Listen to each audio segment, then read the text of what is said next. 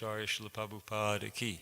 Jayam Vishnupad, Paramahansa Parivajikacharya Stovs, the Shishima's Divine Grace Bhakti Siddhanta Saraswati Goswami Maharaj Prabhupada ki.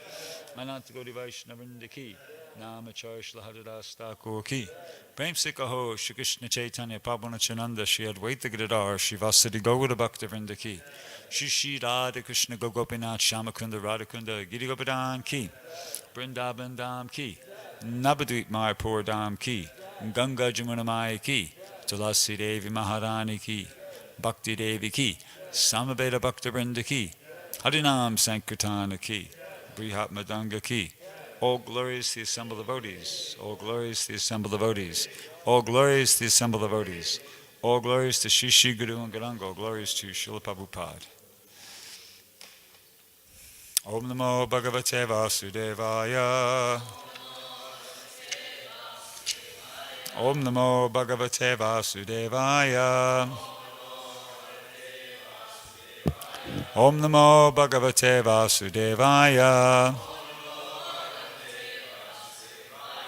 So we're reading from the first canto, chapter 6, text 32. Deva datam imam vinam swada brahma vibhushitam murchayatva harikatam gayamana charami aham Devadattam imam vinam Devadattam imam vinam Swada Brahma Vibhushitam Swada Brahma Vibhushitam Morchayatva harikatam Morchayatva harikatam Gayamanas charamiyaham Gayamanas charamiyaham Devadattam imam vinam Swara Brahma vibhushitam Morchayatva harikatam Gayamanas charamiyaham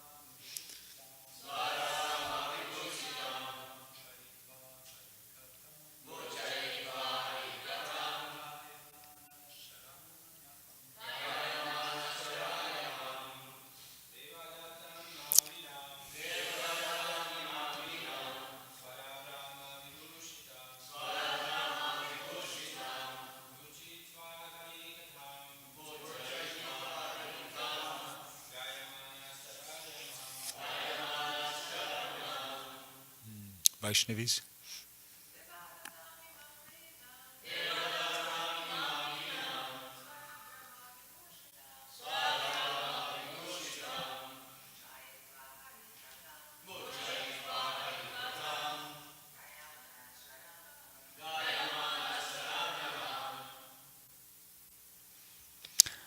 Deva, the Supreme Personality of Godhead, Sri Krishna. Datam, gifted by. Imam, this. Vinam, a musical stringed instrument. Swara, singing meter. Brahma, transcendental. Babhushitam, decorated with. Murchayitva, vibrating. Harikatam, transcendental message. Gayamana, singing constantly. Churami, do move.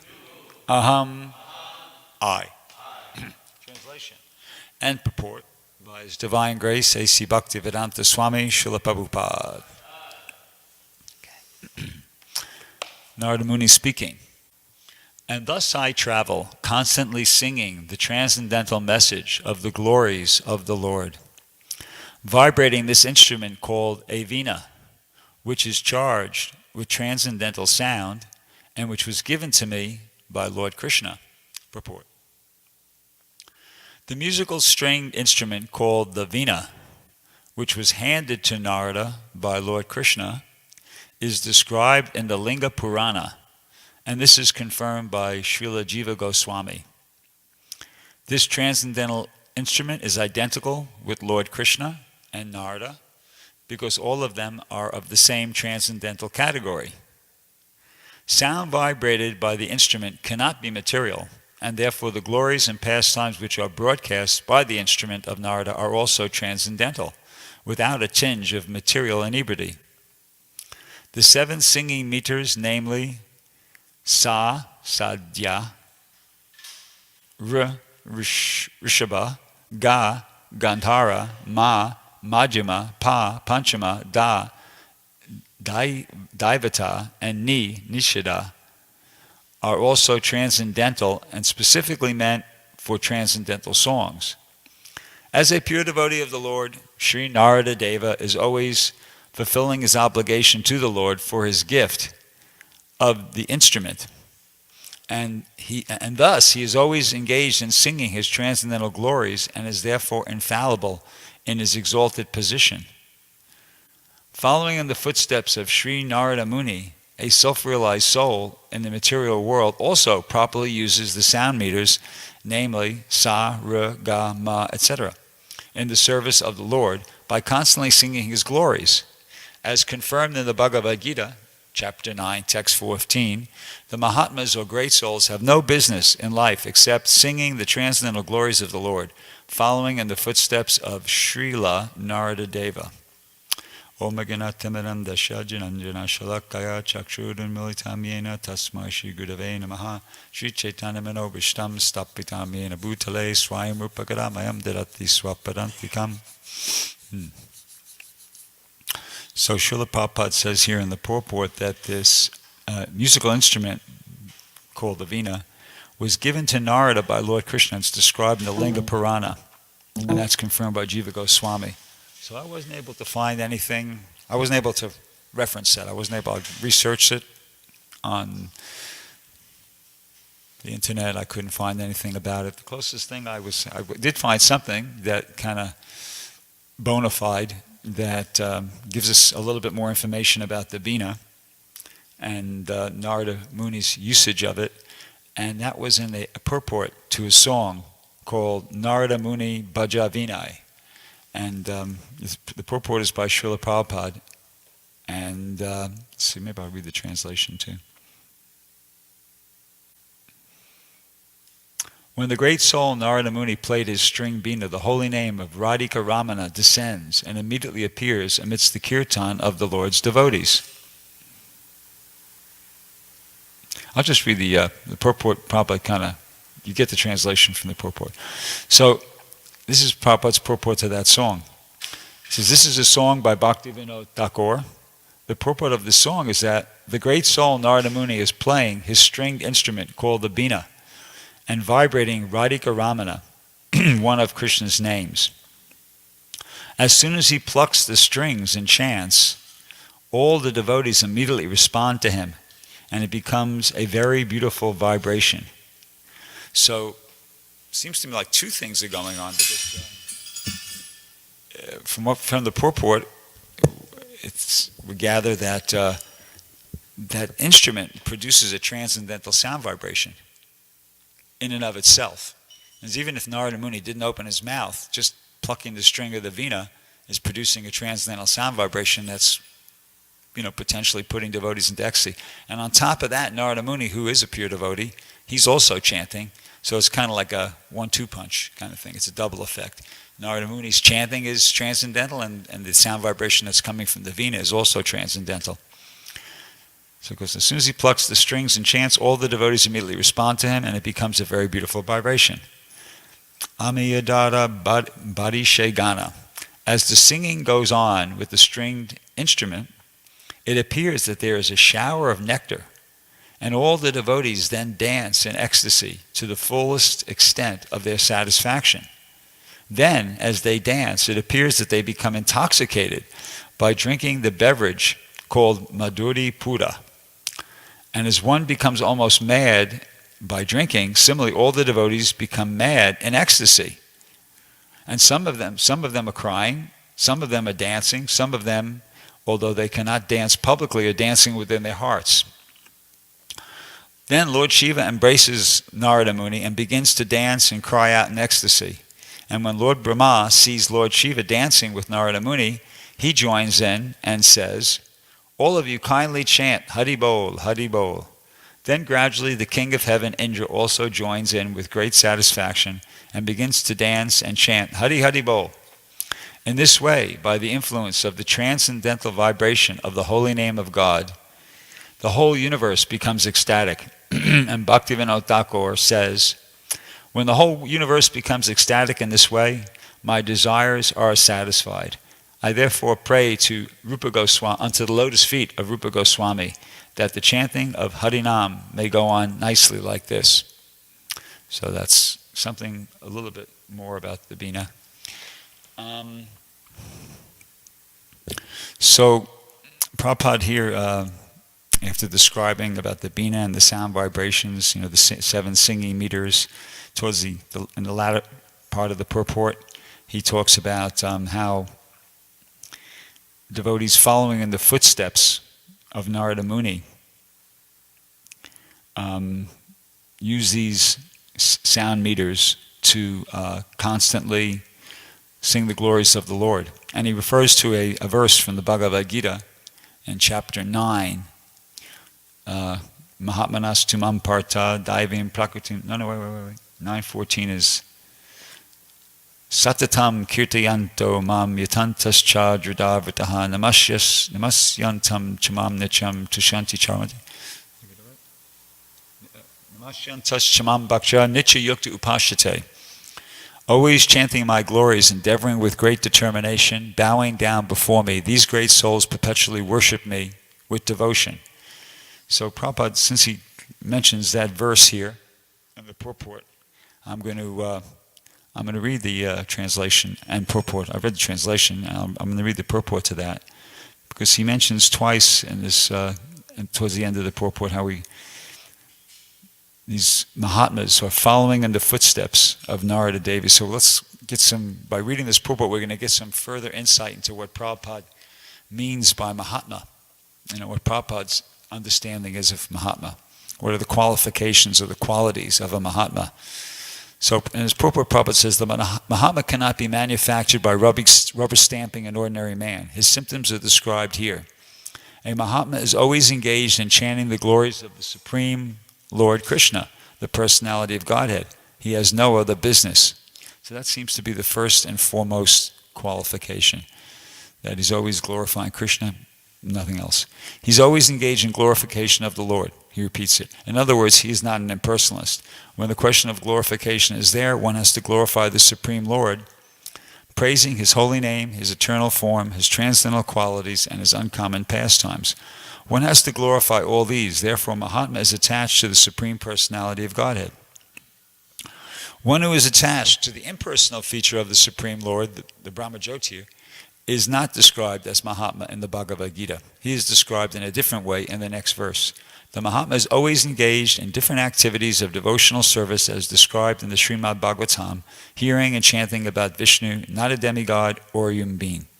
That is devotion. Shravanam Kirtanam Vishnu Smaranam, remembering him.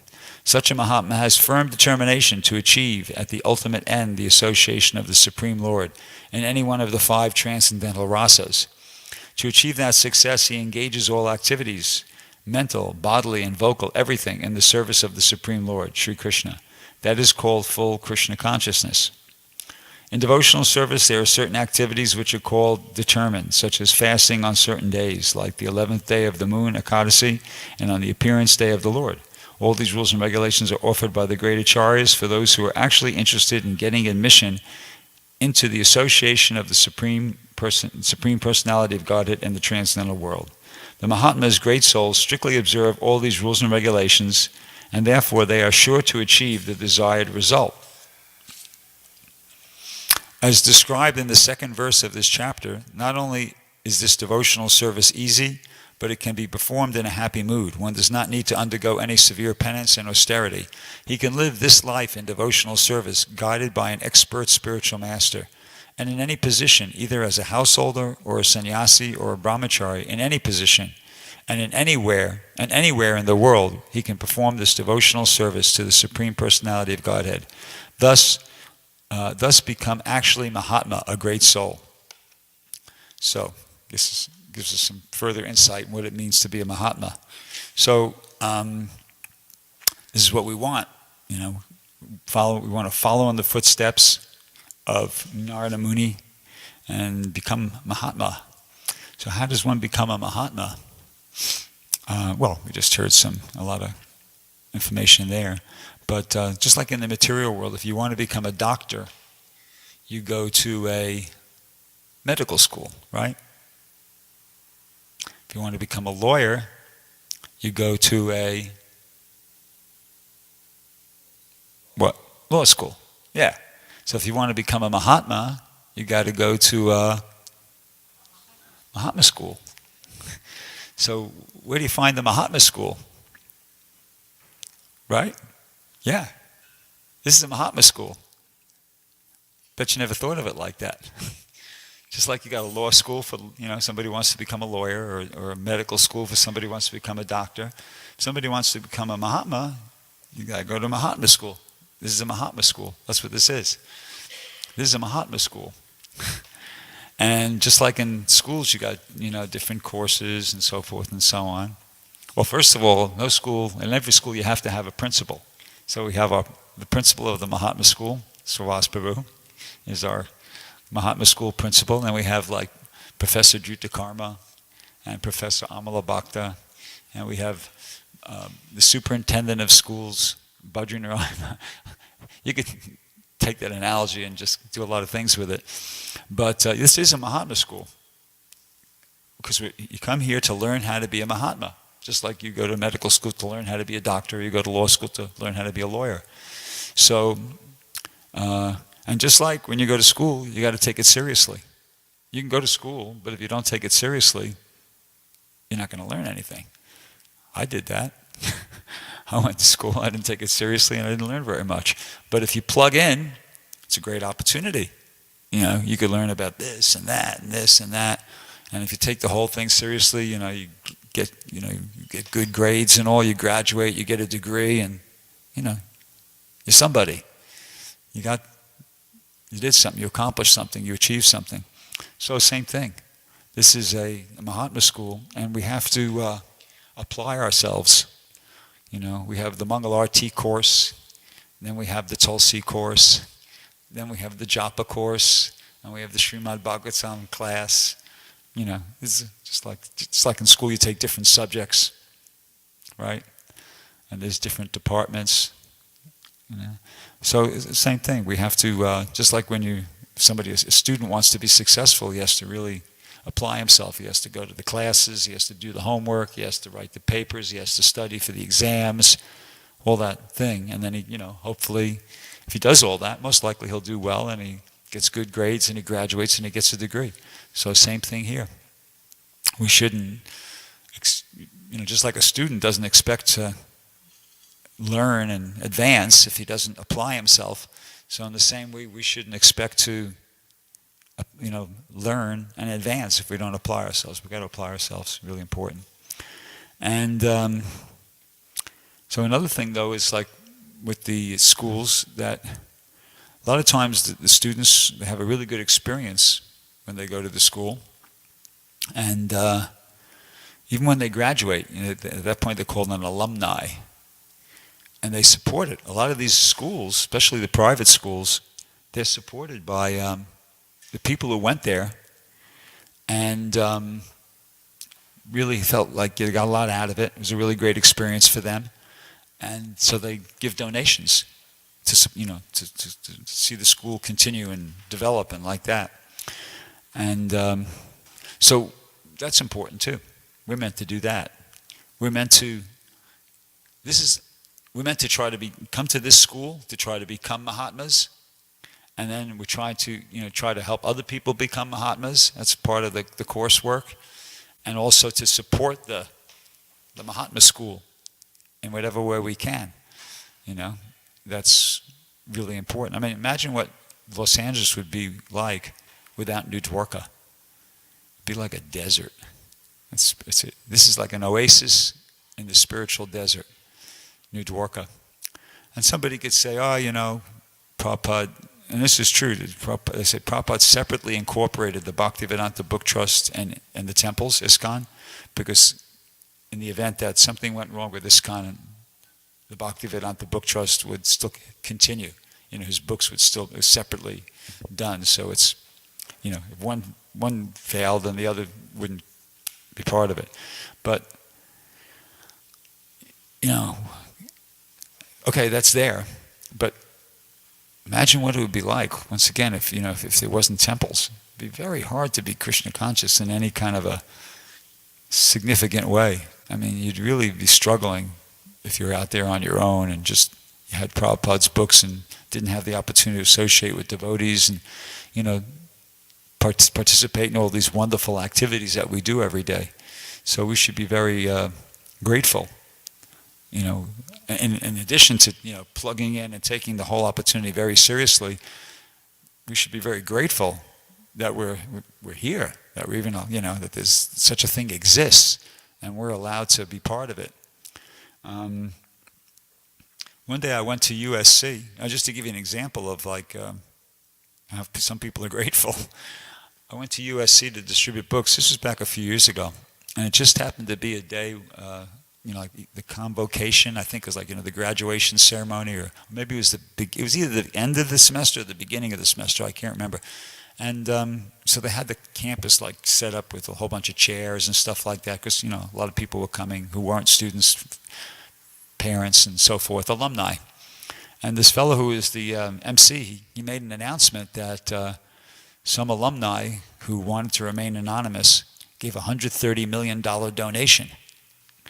So I thought, whoa, that's pretty nice. Oh, well, for them. But just to give you an idea, it's a perverted reflection of what we should be feeling. In other words, he was so grateful, he thought, wow, USC did so much for me, I have to really do something in return. So I think it's, we can try to have that kind of a feeling towards the Mahatma schools, the ISKCON Mahatma schools. We really want to try to give something back. We're getting a lot here by having this opportunity. And on the point of plugging in, Navina Nirada was giving class a couple days ago, I guess it was, and he was talking about how when you do Sankirtan seriously, book distribution seriously, you really get in the zone. And that's true. I've experienced that. It's not cheap. You really got to surrender to have that experience. Otherwise, you can feel like what's the word? Mechanical, monotonous, laborious. You're just doing saying the same thing over and over again. But if when you really surrender to it, you transcend the material aspect of the activity. That it's just a very kind of simple activity, and you actually experience, as he was saying, being used as Krishna's instrument to engage conditioned souls in devotional service. But as I said, you got to experience that. You got to be really surrendered. That's a reward for somebody who's really taking the whole thing very seriously and really applying themselves to it. But my point is that just like that experience is there for somebody who really surrenders to book distribution, that experience is there for somebody who just really surrenders to sadhana bhakti, to what we're doing here. And it's not like you just get in the zone when you're out on Sankirtan. You do get on the zone. You can get in the zone when you're out on Sankirtan, but you could also get in the zone right here. And it's not like you got to be a Sankirtan devotee to experience entering into the internal potency of the Lord and experiencing, getting realization and higher taste, and that can happen even right here in basic training. I've experienced that too. Once again, same thing, same though. It's the same price. You got to be really serious. It's not if you do it half pie. Then you're not gonna. It doesn't happen. It doesn't happen. You don't take off. It's like you got to be really giving it everything you got. So that's a good thing. We have to remind ourselves of that. That it's like right here. But otherwise, why would Prabhupada say something like? And I've mentioned this before in previous classes I've given in the Chaitanya Charitamrita, where he goes how he's talking about how Haridas Thakur was chanting the Hare Krishna mantra with a vow before Tulsi, and he was chanting like 300,000 names daily, and Prabhupada mentions, well, we can't imitate Haridas Thakur, but we can follow in his footsteps by chanting the Maha Mantra with a vow before the Tulsi. And so simply by doing this, one can become spiritually strong. And he says, the process has immense spiritual potency. One should not miss this opportunity. Okay? So, why would he say something like that? In other words, my analysis of that is he's saying is an experience to be had. If you plug in, if you get into it and do it seriously, just like he was saying, Navina was saying about Sankirtan, there's an experience to be had there. If you really surrender to it, you go into the zone and you feel yourself being used as Krishna's instrument. So in the same way, there's an experience to be had for somebody who really surrenders and to these basic things that we're doing every day. It's not just like some ritual or something like that. You just, you got to do this. And no, it's like if we really do it with enthusiasm and determination,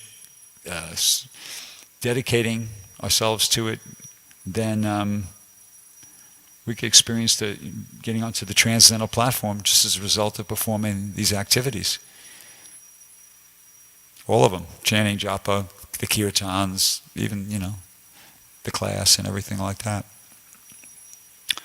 So, let's see. I'll stop there. Does anybody have any questions or comments?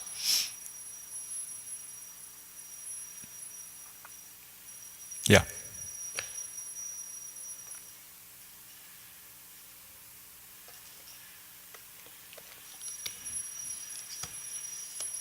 Didn't have a lot to say today.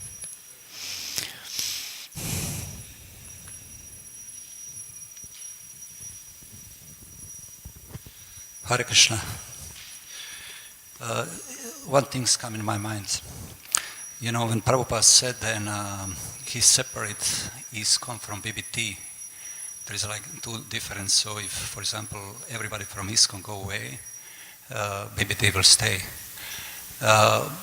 Usually, you can say like that, like probably all ISKCON can go away, but can happen also all BBT can go away. Can ISKCON be without BBT? Because books is in a BBT. And for all the BBT workers, I don't know. I never heard that. Maybe Savas would like to comment on that. You know, we've heard it said, I heard it said that if Prabhupada incorporated the BBT and ISKCON as two separate things, because if ISKCON went down, the BBT would still be there and his books would still be going. So Prem is asking the question, well, what if BBT goes down? What if all the BBT devotees stop? And will ISKCON still go on? Yeah, that's a good question, but it's like Papa never addressed that, but he did say what you said previously, that yes, they're separated. But I don't think that's going to happen. I don't think we're going to see that. That would be a very extreme situation. But I don't think that ISKCON's going to go down, and neither is the BBT. The whole purpose of that statement was to just show that they're two different entities. And Papa was making a point that even if someone doesn't help him, these books will continue on for the next 10,000 years. Those will be the law books for society for the next 10,000 years. So I don't particularly think, those are all pretty much hypothetical things that might happen. It's we won't live around to see that day. Yeah, thank you. I agree with you. And that reminds me of a point I was thinking about, and I forgot to make that. So I was saying how this is a Mahatma school, and I think that to a certain extent it's a successful Mahatma school because, at least in my opinion, it's producing some Mahatmas. I mean, if I had to sit down, I think Prabhupada had, 4,000 disciples or whatever he had. I don't know the number. It was something in there in the 4,000 or 5,000, but I could probably write a list of 40 or 50 devotees that in my unqualified opinion, I thought I'd have to say this person's a Mahatma. I mean, he's just talking about Krishna all the time. He's dedicating his whole life to doing that, traveling around or even staying in one place. And I mean, it seems like it's working to me. There are some Mahatmas who are being produced who are coming out of this Mahatma school. Some people are coming out, winding up Mahatmas. Regardless of what we think, this movement's pressing on its own accord. Yeah. I mean, people are joining all over the place. They're actually in small little cities, little villages, and there's something somebody just said to me that right now in ISKCON there's 75,000 initiated devotees that they know of. 75,000. That's a pretty big chunk. And let's face it, most of us, like yourself and myself, we're to the stage where we have a limited amount of days left on this planet, and we're probably closer to leaving this planet. But most of the people that are coming on board the Krishna consciousness are sometimes 40 years our junior, or 30 years our junior, and those individuals will be devotees for the rest of their life, and they'll teach other people. So I don't think there's going to be any lack of devotees or lack of Krishna consciousness or a lack of Prabhupada's books. Thank you. We have to stop people from trying to print their books on their own. The BBT finds more problems with individuals in different places trying to print Srila Prabhupada books on their own. Then we do that, we don't have enough books. Jai. Shamakund.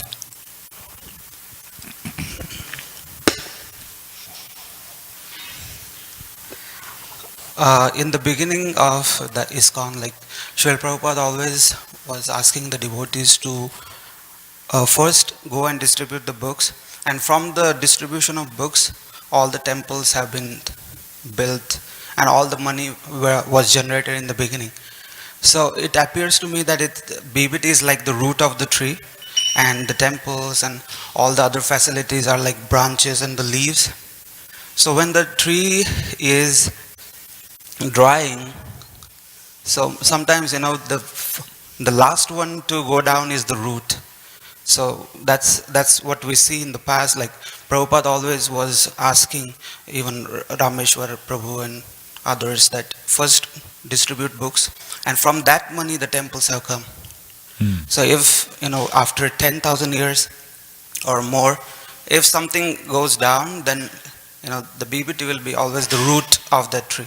So BBT has to be the last one. Also, I remember that there is a Prabhu Jivadar. So he heard Prabhupada say that don't stop distributing these books, because one day the temples may go away, one day all the facilities may go away, after many, many years. But do not stop printing the books, because even after so many thousands of years, somebody may find a book and then he may again start everything. Interesting. Who was the source of that? Jivadar. He comes here, Jivadar Prabhu. Okay. Well, okay. Anyway, on that note, I mean, there is that pastime where Prabhupada was walking with his spiritual master, and Bhaktisiddhanta, and Bhaktisiddhanta said that. He said actually when we were living back in Ultadunga, back they had a place, a small temple in Calcutta. He said we were living very peacefully, and if we were collecting, I forget what it was, some small amount of rupees, everything was. But then this person donated a lot of money, they built this big marble temple at Bagh Bazaar, and Bhaktisiddhanta was lamenting that. But it's all the disciples now are competing for who gets what room, and it's a big problem. He said, actually, if I could sell the marble, if I could, I would sell the marble for this temple and print books.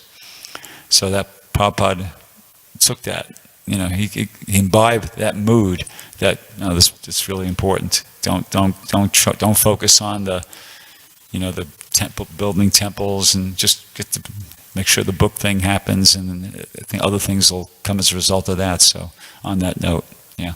Anybody else have any questions or comments?